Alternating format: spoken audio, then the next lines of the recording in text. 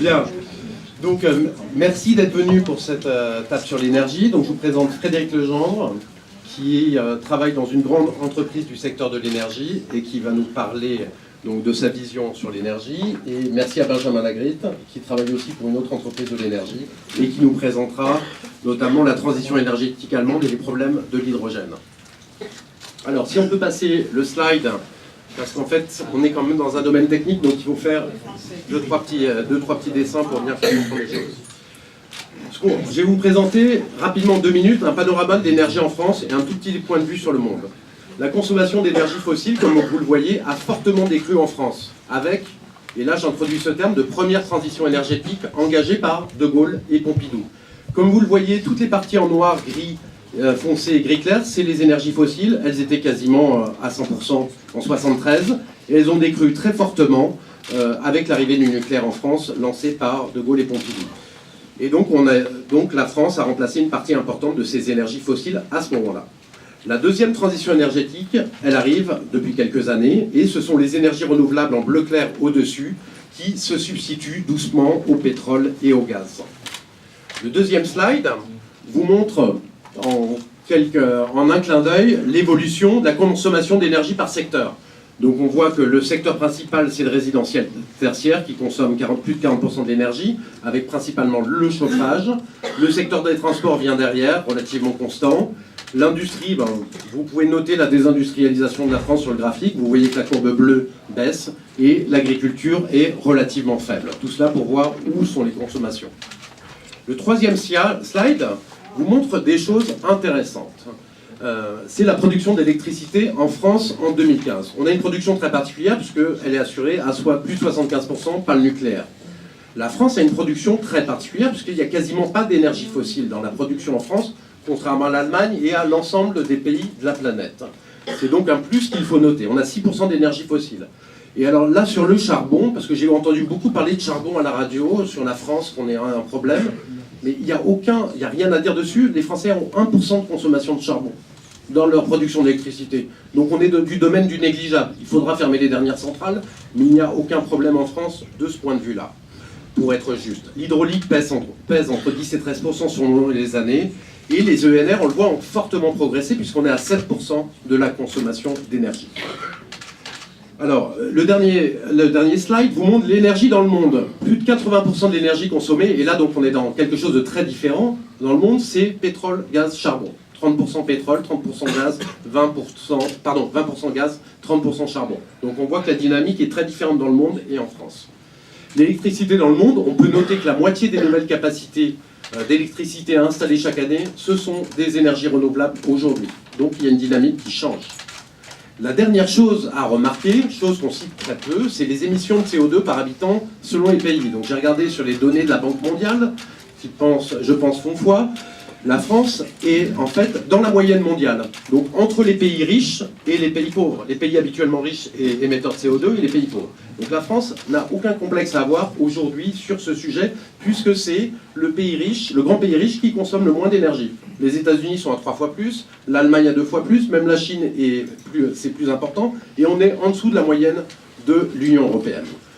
Donc on peut faire encore mieux, et on verra dans la suite qu'être exemplaire, lui, sera profitable. Donc je passe tout de suite la parole à notre expert Frédéric Legendre pour la suite. Merci beaucoup. Alors effectivement, je vais brosser un peu le panorama des énergies de demain, parce que c'est quand même le futur qui nous intéresse, en rappelant quand même un point important sur la situation actuelle, c'est que notre consommation d'énergie, ça se voit sur les graphiques que tu as présentés, est stable en fait depuis 2009. Donc on parle beaucoup d'économie d'énergie, elle ne diminue pas parce que nos besoins augmentent par ailleurs. Et cette consommation stable, qui est à moitié du fossile pour la France, et le reste c'est de l'électricité et de ENR, fait qu'il va être nécessaire, si on veut effectivement reculer sur le fossile, trouver de nouveaux moyens de production d'énergie, des moyens propres et intelligents. Et puis encore un dernier mot sur la situation actuelle. Effectivement, nous sommes en France dans un cas très particulier pour ce qui concerne l'électricité, puisque nous avons 77% de nucléaire, donc c'est un des parcs les plus importants qui existent, et c'est une force. Et nous avons ces ENR qui montent peu à peu pour remplacer le fossile, puisque nous sommes actuellement à 18% d'ENR dans notre mix énergétique. Donc on approche des fameux 20, là, les 3 x 20 dont on parle. Mais dans ces ENR, il y a une grande part d'hydraulique, puisque une deuxième force de notre parc, c'est également les barrages hydrauliques. Alors, les énergies de demain, il y aura toujours besoin d'énergie de masse. Et l'énergie de masse que nous avons la chance d'avoir aujourd'hui, c'est le nucléaire. Donc le nucléaire, le parc actuel, c'est 19 centrales nucléaires, c'est-à-dire 58 réacteurs, plus un 59e réacteur en construction à Flamanville de type EPR, qui développera une puissance de 1600 MW. Donc ces 58 réacteurs, il faut savoir qu'ils ont un taux d'utilisation qui n'est pas maximal. On dit 80% en moyenne, donc vous avez probablement entendu parler récemment du fait qu'une grande partie du parc est indisponible pour cause de maintenance et qu'on risque de passer un hiver difficile si nos usines n'arrivent pas à produire. Mais la moyenne habituelle est de 80%. Et en passant, en améliorant le taux d'utilisation de notre parc à 90%, voire même en utilisant les centrales de nuit, on pourrait produire jusqu'à 58 TWh de plus à un coût très faible puisque les infrastructures sont là. Alors les avantages du nucléaire, on les connaît, c'est une production de masse, des moyens centralisés, une stabilité de la production et surtout peu de CO2 émis, ce qui est très important. Et les inconvénients, on les connaît aussi, c'est gestion de la dangerosité et gestion des déchets. Alors quel est l'état de ce parc nucléaire? Les réacteurs français ont aujourd'hui 32 ans d'âge moyen. Or ils ont été prévus initialement pour 40 ans. Mais comme les niveaux de maintenance et de sûreté ont été relevés après Fukushima, on peut monter la durée de fonctionnement de ce parc jusqu'à 60 ans. C'est comme c'est fait aux États-Unis où certaines centrales ont déjà plus de 50 ans. Et c'est ce qu'on appelle le grand carénage, c'est ce projet industriel d'envergure qui consiste à prolonger la durée de vie des centrales et ça représente 55 milliards d'euros d'après EDF, plus selon la Cour des comptes. Mais au total, c'est un coût supplémentaire dans le prix de l'électricité qui sur 20 ans, qui serait d'environ 0,6 centimes d'euros par kilowattheure. Alors, parlons justement du prix des énergies, c'est un point très important pour voir quelles sont les énergies vers lesquelles on peut se développer plus fortement pour demain. Alors, le coût du nucléaire, il est officiellement de 4,2 euros du mégawattheure. Mais la Cour des comptes l'estime, en incluant les coûts de maintenance et de démantèlement des centrales, l'estime à 5,5 centimes d'euros. Donc c'est ce prix-là qu'on va retenir. Mais ça reste quand même l'énergie aujourd'hui la plus compétitive derrière l'hydraulique. À titre de comparaison, l'éolien, le solaire commencent à descendre en dessous des 8 centimes d'euros, donc ça devient aussi compétitif, mais avec le problème pour les ENR de l'intermittence et de l'acceptabilité qui rendent la comparaison très difficile. Alors un petit mot avant de passer aux autres énergies. L'EPR de Flamanville, c'est un projet qui devait rentrer en fonction au départ en 2012, mais toute une série de retards ont eu lieu. Aujourd'hui, la prévision, c'est qu'il sera en service à fin 2018. Et que le coût, qui a également été revu plusieurs fois à la hausse, le coût de Flamanville est aujourd'hui de 10,5 milliards d'euros, soit 3 fois plus que le budget initial.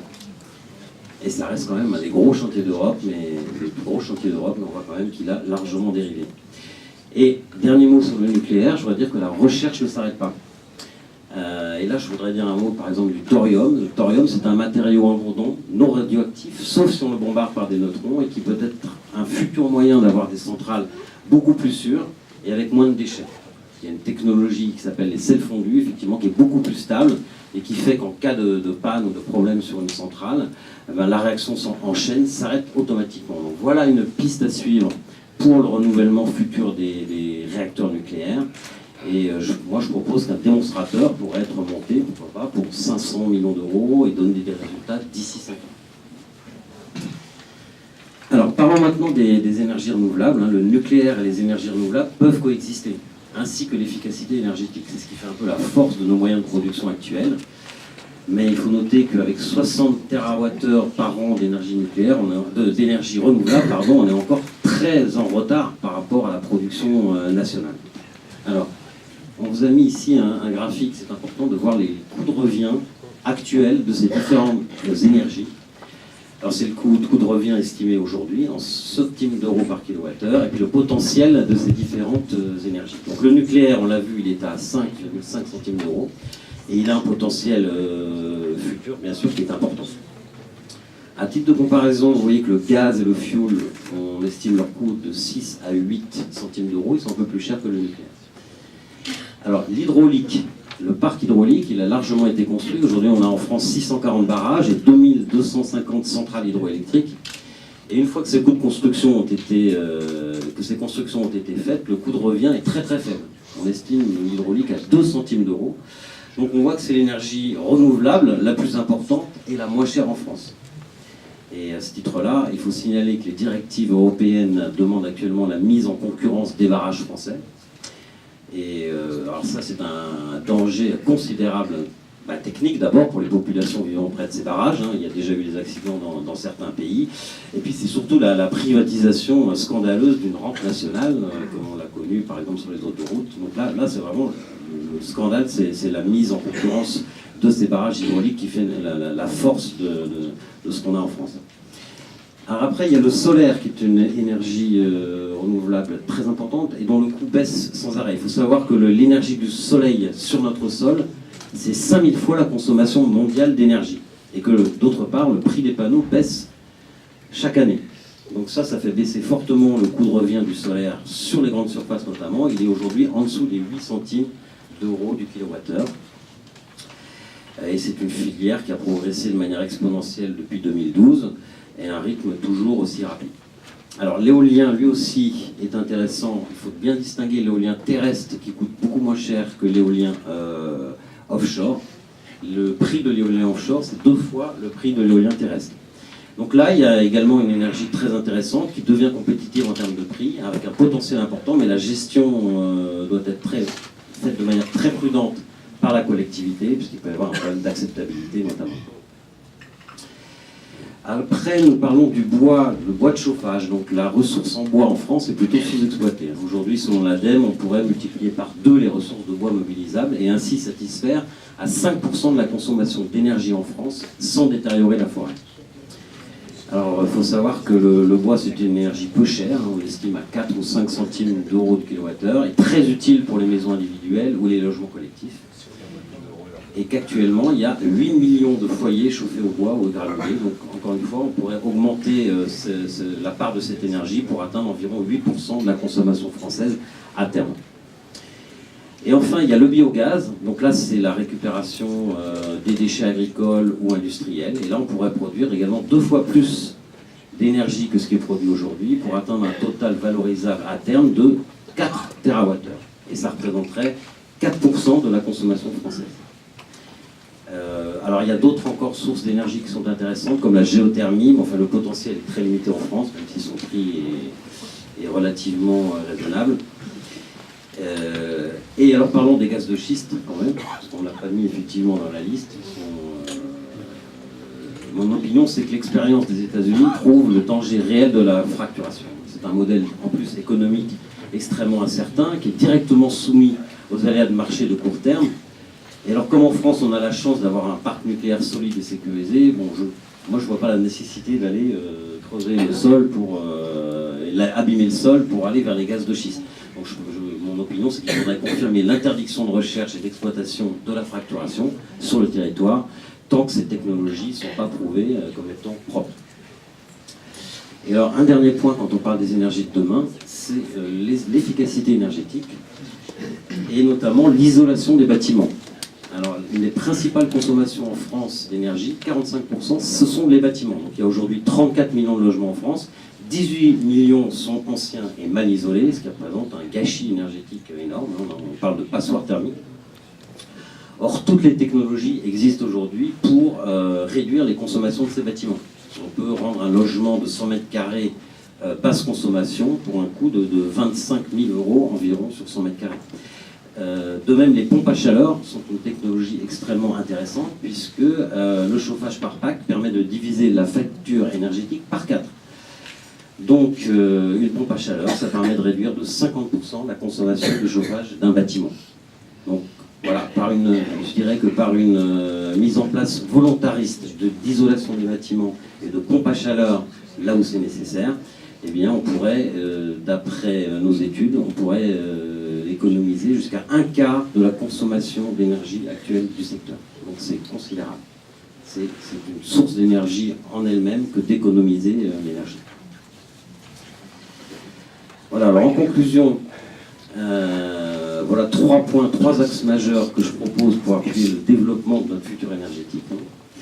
Premier point, c'est garder notre énergie nucléaire, puisqu'elle est peu chère, quasiment sans émission de CO2, et qu'on peut utiliser le nucléaire, par exemple la nuit, pour produire de l'hydrogène peu cher, ce qui rentabiliserait en plus les centrales. Deuxième point, un plan massif d'isolation des bâtiments résidentiels et tertiaires, grâce par exemple à des prêts à taux zéro sur 15 ou 20 ans, plus la mise en place de pompes à chaleur dans les endroits où c'est rentable, et ça pourrait couvrir 25% des besoins actuels d'énergie du secteur. Et troisième point, la France a un potentiel d'énergie qui est sous-exploité. Développer fortement le solaire afin de produire une électricité compétitive qui pourrait être utilisée également pour les transports, c'est un axe important. De même que développer le bois, le biogaz, pour assurer une part plus importante de notre consommation d'énergie. Donc voilà 3 axes, un mobilisateur, rassembleur pour une transition intelligente et qui pourrait garantir le futur énergétique des générations à venir. Et alors à cet égard, je voudrais quand même signaler un point important, c'est que la dérégulation du secteur de l'énergie, ça a été un échec retentissant en Europe. L'énergie, c'est pas un bien marchand comme les autres. Maîtriser les coûts, la gestion de la sûreté du réseau, l'équilibre des moyens de production, les risques environnementaux, la sécurité du parc nucléaire, ça ce sont des enjeux nationaux. Et le nucléaire, par exemple, c'est un sujet bien trop stratégique pour être laissé aux mains du privé. Donc face au mur d'investissement qui nous attend, je pense qu'il est nécessaire d'avoir un service public solide et un État stratège qui propose un cap clair pour les investissements de long terme dans l'énergie et faire des choix qui assurent toujours plus l'indépendance énergétique du pays. Donc voilà, on va maintenant parler, je crois, de la transition énergétique faite par l'Allemagne, où il y a eu un développement massif des énergies renouvelables. Donc on va voir si c'est la voie à suivre et si le problème des ENR, qui est l'acceptabilité et l'intermittence, peut être résolu, notamment par la voie du stockage. Super. Merci. Merci beaucoup.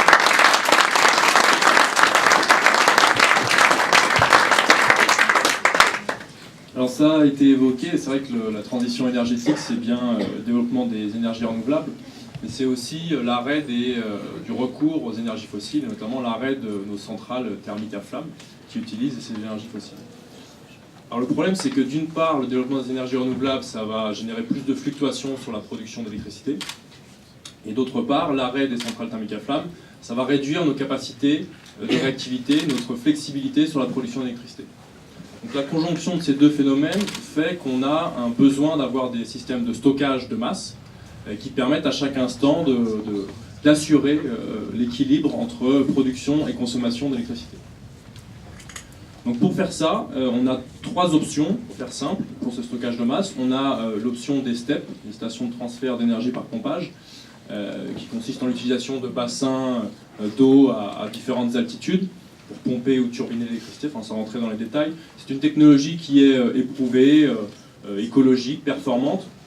Le seul problème, c'est qu'on a un potentiel de développement complémentaire très restreint et que ça ne peut pas constituer une option viable pour assurer vraiment ces besoins de stockage à grande échelle. Une deuxième option, c'est les batteries, qui est une technologie intéressante, mais qui aujourd'hui, avec les technologies actuelles, nécessite l'importation de différents matériaux qui sont en quantité limitée dans le monde, notamment le lithium, qui en plus, de par son exploitation, est une source de pollution locale. Et donc il ne peut pas non plus constituer a priori une option viable à grande échelle, en tout cas aujourd'hui. Il y a une option qui nous semble pertinente et qui pourrait être du coup l'élément clé pour accompagner le développement des énergies renouvelables, c'est l'utilisation de l'hydrogène. L'hydrogène, on pourrait le produire en période de surproduction d'électricité, par électrolyse de ces énergies renouvelables, et on pourrait l'utiliser en période de sous-production d'électricité pour reproduire l'électricité qui a été précédemment consommée. Donc ça constitue pour nous l'élément clé pour accompagner le développement des énergies renouvelables, mais aussi, et c'est ça le plus de l'hydrogène, pour sortir des énergies fossiles pour la mobilité, puisque l'hydrogène peut aussi être utilisé pour alimenter des véhicules et donc remplacer les véhicules à essence ou les véhicules diesel d'aujourd'hui. Concrètement, aujourd'hui, l'essence et le diesel qui est utilisé dans nos véhicules, c'est 40% de notre consommation d'énergie fossile. Donc si on veut sortir des énergies fossiles, il faut clairement s'attaquer à ce problème-là.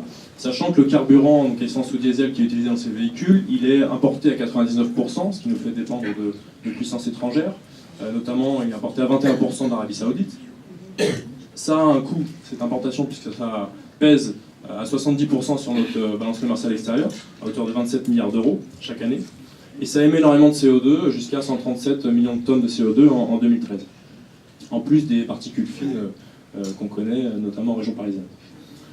Passer à un modèle basé sur le véhicule hydrogène, ça permettrait d'avoir un carburant made in France d'une certaine manière, puisqu'il serait produit à partir d'énergies renouvelables locales, et donc ne plus avoir ces problèmes d'importation de carburant, d'impact sur la balance commerciale extérieure, ou même d'émissions de CO2, puisque du coup on produirait cet hydrogène à partir d'énergies renouvelables. Et le tout avec des véhicules qui ont une autonomie quasiment équivalente à celle des véhicules à essence ou diesel classiques, et avec une durée d'un plein qui est équivalente également, contrairement aux véhicules électriques où les autonomies restent encore assez faibles, entre 100 et 150 km, et avec des durées de recharge qui sont beaucoup plus importantes, de l'ordre de quelques heures pour les recharges normales. Donc une véritable opportunité se présente à nous avec les véhicules hydrogène. Et alors, pour comprendre concrètement comment ça pourrait marcher la mobilité hydrogène, c'est assez simple. Pour avoir de la mobilité hydrogène, il faut à la fois avoir des stations-service hydrogène et avoir des véhicules à hydrogène.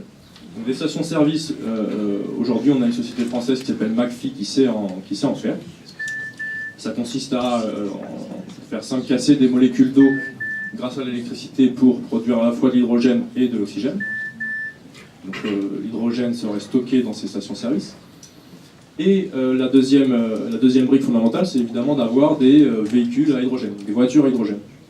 Et donc ces voitures à hydrogène, elles pourraient se recharger en station-service et donc utiliser cet hydrogène qui serait recombiné avec de l'oxygène dans une pile à combustible pour produire l'électricité et alimenter un moteur électrique qui ferait tourner les roues du véhicule. Et donc ces véhicules à hydrogène, ils existent, il y a des modèles qui ont été sortis. Toyota a sorti le modèle Mirai, d'autres marques ont sorti leur propre modèle, et on voit finalement que le défi, il n'est pas technologique. Aujourd'hui, donc il y a tout un tas de constructeurs qui ont proposé des modèles à la commercialisation. On a même Renault qui s'est associé avec Symbio FCL, une entreprise française, pour créer un modèle de Kangoo à hydrogène, un modèle hybride. Donc on voit que le défi n'est pas technologique, même sur la sécurité, on voit qu'on a fait d'énormes progrès. Aujourd'hui, même les pompiers dans la Manche à Saint-Lô sont équipés de véhicules à hydrogène, donc c'est qu'a priori ils ne craignent pas le contact, ou la proximité en tout cas, entre ces véhicules et des sources de chaleur. Donc on voit qu'il n'y a plus de verrou vraiment technologique et que le défi il est aujourd'hui économique. Et on a besoin, pour relever ce défi économique, d'avoir une production en série de masse de ces véhicules pour pouvoir baisser les coûts. Aujourd'hui, dans les conditions actuelles, on va dire que le plein avec un véhicule à hydrogène c'est à 50 €, et que le prix du véhicule est entre 60 000 et 75 000 €. Demain, si on veut avoir une concurrence avec des modèles diesel haut de gamme, puis avec des modèles diesel ou essence classique, il faut pouvoir avoir une production de 100 000 véhicules par an, puis de 500 000 véhicules par an. Et là, on pourra avoir des conditions à la fois d'achat du véhicule et d'achat du coût de l'hydrogène qui seront concurrentielles. Donc 500 000 véhicules par an, ça reste seulement un quart de la production de véhicules totale annuelle. Ce n'est pas quelque chose qui est totalement extravagant. Donc on pense qu'il y a une possibilité d'arriver très rapidement à avoir une concurrence de ces modèles d'hydrogène avec les modèles essence et diesel classiques.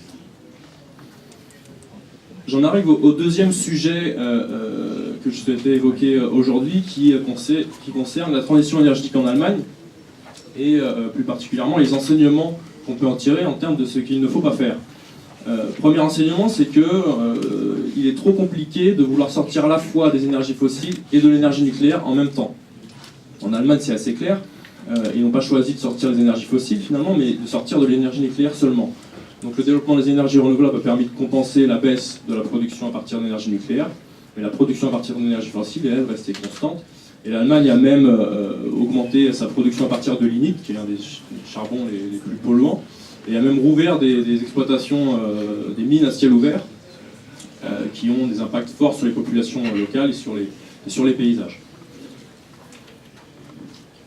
Deuxième enseignement qu'on peut tirer de cette transition énergétique allemande, c'est qu'on ne peut pas faire financer l'ensemble de la transition énergétique, qui a un certain coût, par les ménages. L'Allemagne a commencé sa transition énergétique dans les années 2000, à une période où le prix des énergies renouvelables était beaucoup plus élevé qu'aujourd'hui, Et donc ça a entraîné des coûts très importants à financer.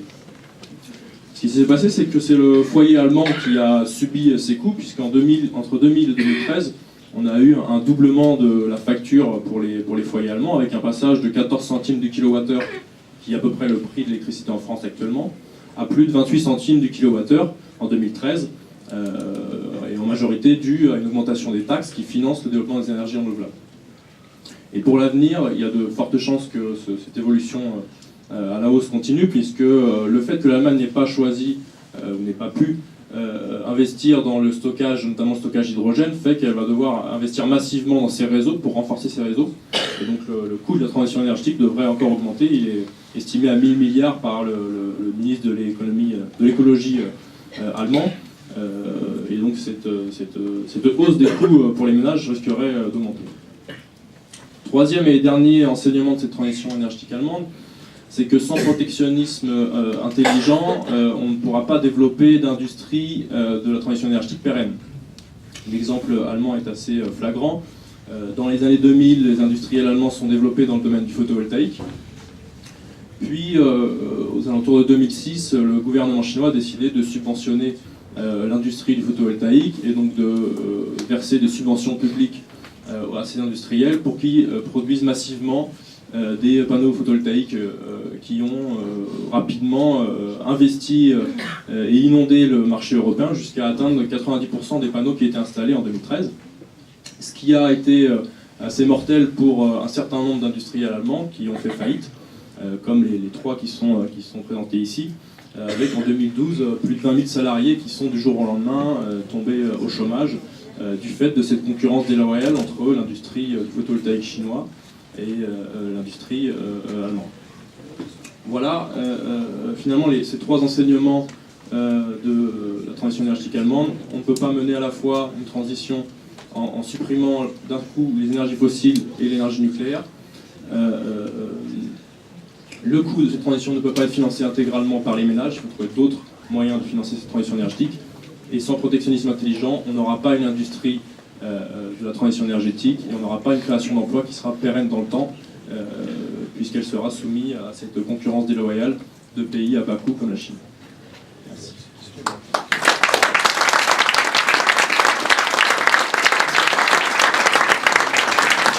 Merci beaucoup Benjamin. Donc je vais terminer la partie en disant que la transition énergétique, c'est se passer d'énergie fossile, pétrole, gaz et charbon. Et comme tu le remarques, pourquoi se passer du nucléaire qui produit de l'énergie de façon stable et n'émet pas de CO2? Je crois que c'est toi que vient la formule. C'est faire deux sauts périlleux à la fois au lieu d'un, ce qui devient quasiment impraticable. Alors, quels sont ces avantages de la deuxième transition énergétique en 6 points? En termes d'environnement, ça veut dire qu'il n'y a plus de particules fines dans les villes, pratiquement plus, et qu'en plus on a réglé le problème des émissions de CO2, et donc le problème climatique. En termes, si la France est exemplaire et montre un chemin intéressant sur le sujet, avec les voitures à pile à combustible, avec une transition énergétique avec des prix peu chers, de nombreux autres pays suivront. C'est par l'exemplarité que ça se fera, et la France aura apporté une contribution importante au problème du CO2 dans l'atmosphère. Mais il y a aussi beaucoup d'autres avantages. En termes d'indépendance nationale, on ne dépendra plus du pétrole et donc de tous les pays du Golfe, et dont l'Arabie Saoudite, qui est le pivot, et qui est extrêmement instable. Ce qui fait peser évidemment un risque sur notre économie. L'autre sujet, c'est être exemplaire permettra à la France de rayonner et d'acquérir du soft power sur ce sujet. Notre économie n'étant pas plus dépendante des prix du gaz, du pétrole et du charbon, elle aura une assise beaucoup plus forte et plus de stabilité. Parce qu'on sait que le pétrole peut passer de 150 à 20 $ et de 20 $ à 150 $ en quelques années. Encore mieux, remplacer les 50 à 65 milliards d'euros que nous coûtent chaque année les importations d'énergie fossile par du travail fait en France, ça veut dire 1 million d'emplois directs. C'est gigantesque, mais c'est 1 million d'emplois directs. On doit avoir 26 millions de salariés en France pour 2 000 milliards de PIB. L'autre avantage, c'est être un des premiers à se lancer dans cette transition énergétique. Ça veut dire qu'on va développer beaucoup de technologies, d'industries, de filières dans ces industries vertes de demain. Elles seront donc des gros atouts pour notre économie dans le XXIe siècle. Et dans un deuxième temps, quand on aura des technologies matures, on pourra proposer l'installation des unités de production sur le sol de pays en développement pour qu'ils satisfassent eux-mêmes leurs propres besoins et réaliser avec leur propre travail leur transition énergétique. Alors, quels sont les inconvénients de cette transition énergétique? Moi, personnellement, j'en vois pas, mais on peut en débattre, quoi.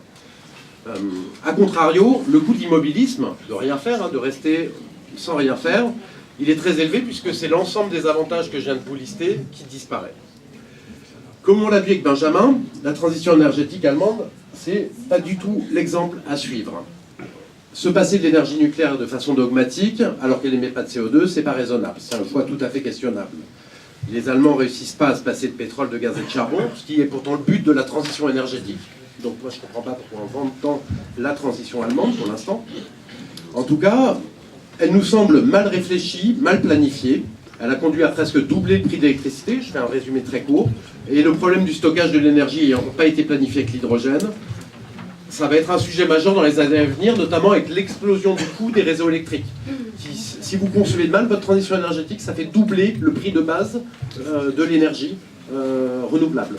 Alors que l'énergie renouvelable est à un prix abordable, ça lui fait doubler le prix si vous devez construire des réseaux partout pour remonter, descendre l'électricité dans tous les sens. Voilà. Et donc la dernière chose, c'est quand même que les Allemands, juste pour vous dire, QCell, l'entreprise dont on parle, c'était le numéro 1 mondial du solaire. Il a été dézingué par les Chinois par des subventions et un dumping en 2 ans, avec la boîte qui a fait faillite. Donc, il faut qu'on tire toutes les leçons de l'expérience allemande. Alors maintenant, parlons précisément de ce que doit être, à mon sens, là, et à notre sens du collectif, la transition énergétique dans notre pays. Déjà, c'est faire une transition énergétique à la française. Le truc, c'est pas de regarder ce que font les Allemands pour copier, c'est d'en tirer des enseignements. L'autre chose, c'est quand même rester ouvert et à l'écoute de ce qui se passe ailleurs, dans les autres pays. D'être en veille.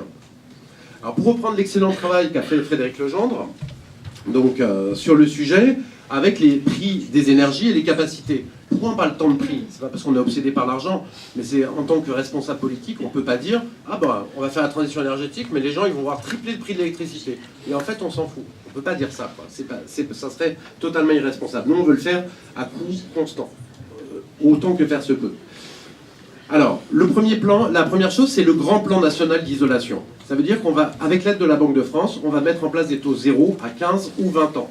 Donc pour les ménages, les entreprises, les administrations, toute personne qui a des bâtiments pourra emprunter à 0% sur cette période et en fait rembourser par ces économies d'énergie tous les travaux d'isolation qu'ils ont faits. Donc du coup, ça aura un impact nul sur le ménage ou sur l'entreprise. C'est la Banque de France qui prêtera l'argent aux banques à moins 0,5%, qui elles-mêmes reprêteront dans le secteur privé, aux ménages, etc., à 0%, et elles auront une marge suffisante. On voit tout l'intérêt, encore une fois, de sortir de l'euro qui apparaît ici par ce petit bout. L'autre sujet, c'est donc ce qu'avait dit Frédéric, d'utiliser le bois, le biogaz pour avoir à peu près 10% de notre consommation d'énergie en stock d'énergie, en quelque chose qui est stockable, qu'on peut utiliser à tout instant. Le solaire photovoltaïque, c'est une des sources les plus importantes qui doit être exploitée au maximum, avec les mêmes prix que les autres énergies, avec des entreprises surtout qui produisent sur le sol français. On ne s'interdit pas les joint ventures avec des entreprises étrangères ou des usines étrangères qui s'installent, mais elles doivent produire quoi qu'il arrive sur le sol français.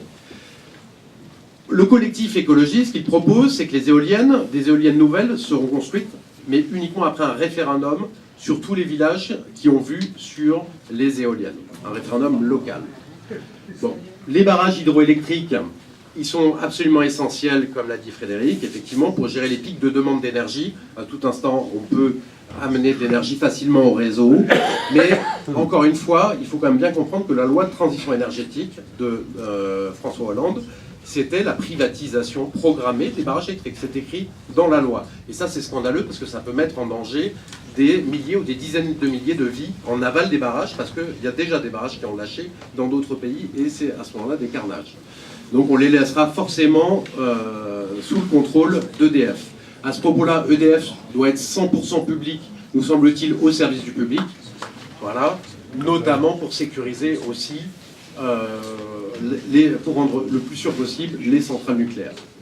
Donc pour gérer l'intermittence des énergies renouvelables, c'est l'hydrogène qui sera utilisé. Donc ces énergies renouvelables produiront département par département. On voit une notion d'aménagement du territoire en même temps. Donc de l'électricité qui sera transformée en hydrogène et qui servira à tous les véhicules à pile à combustible, à tout le secteur des transports. Donc on le voit, on peut avoir des véhicules à pile à combustible à prix normal, il faut un État stratège. Alors ça veut dire quoi? C'est pas un grand mot, Ça veut dire l'État discute avec les fabricants français de voitures, les fabricants de piles à combustible français, il y en a, et on décide par exemple dans 5 ans de dire voilà, dans 5 ans on est capable de produire en grande série ces véhicules, et on le fait, et donc immédiatement on a des prix qui correspondent à de la grande série.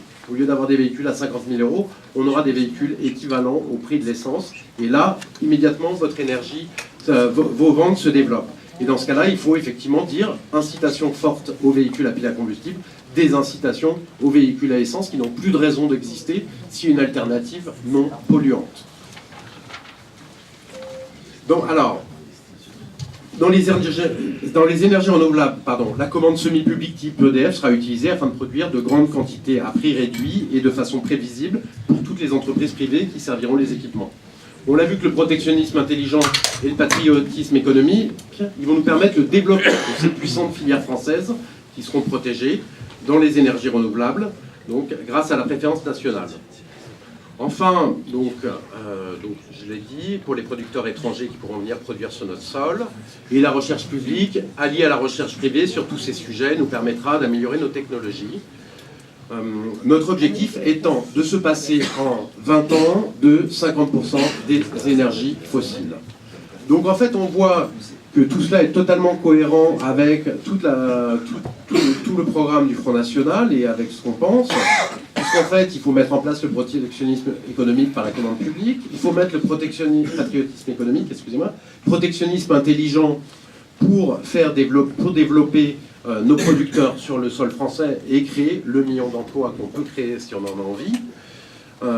Ces entreprises, ça peut être SunPower qui est détenu par Total, qui est un des plus grands fabricants américains de solaire, vous en faites pas. Total, ils ont prévu, ils sont prêts à lancer. Symbio Fuel Cell qui fait la pile à combustible de la Kangoo, ils attendent qu'une chose, c'est que l'État lance, j'ai discuté avec eux, que l'État lance enfin la voiture à pile à combustible. Tout ça est clair. Il nous faut enfin un État stratège pour coordonner les entreprises privées. Il nous faut aussi une Banque de France pour financer toute cette transition, aider au financement et avoir les taux zéro pour l'isolation sur des montants considérables. Et donc cette vision constructive de l'écologie, c'est l'inverse de la vision punitive qu'on a actuellement. Donc c'est une écologie patriote qui créera beaucoup d'emplois, beaucoup de richesses et qui nous fera rentrer dans le 21e siècle. Voilà, je vous remercie pour votre attention.